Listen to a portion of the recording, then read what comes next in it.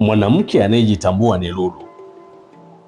Mwanamke ambaye anajielewa ni zawadi kubwa sana, lakini hii zawadi, anayejua kwamba hii ni zawadi, sio mwanamke mwenyewe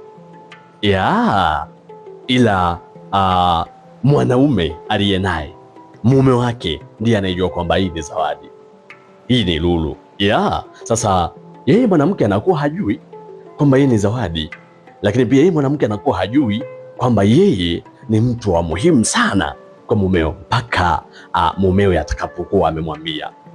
Sasa mwanamke lulu, mwanamke ambaye anaweza akaonekana ni zawadi kubwa zaidi, ni mwanamke anayejitambua. Mwanamke anayejitambua huwa anafurahiwa sana na mumewe. Mwanamke anayeweza kutofautisha nyakati, mwanamke anayejua muda upi wa kuongea na muda upi wa kukaa kimya, lakini mwanamke anayejua akae kimya kwa lipi, lakini pia mwanamke anayejua aongee lipi na kwa nini aongee.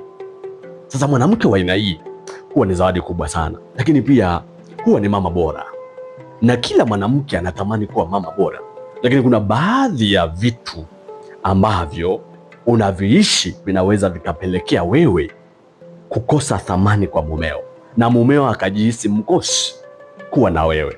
Serious kabisa.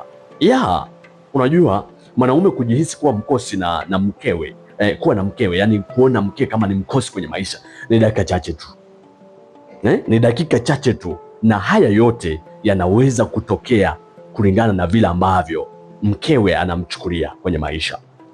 Sasa ninazungumza na wanawake ambao wamedhamiria kuishi kwenye familia zao, lakini ninazungumza na wanawake ambao wamedhamiria kukaa kwenye viti vyao kama wanawake, wameamua kukaa kwenye viti vyao kama watu walioolewa. Sizungumzi na mwanamke ambaye anataka kumtawala mumewe. Sizungumzi na mwanamke ambaye kichwa chake kimebeba upuuzi binafsi, ambao sio mapenzi ya Mwenyezi Mungu. Sio dhambi wala sio matusi kukwambia upuuzi, kwa sababu upuuzi ni kitu chochote ambacho sio mpango wa Mungu na hakifurahishwi na mtu yeyote mwenye akili timamu.